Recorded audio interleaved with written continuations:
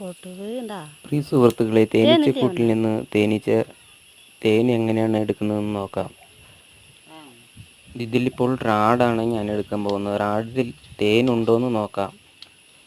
തേൻ അധികമായിട്ടില്ല, എന്നാലും കുഴപ്പമില്ല.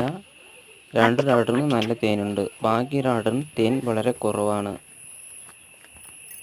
ഇനി നമുക്ക് ഈ തേൻ എടുത്തിട്ട് പയ്യെ ഒന്ന് മൂടി വെക്കാം.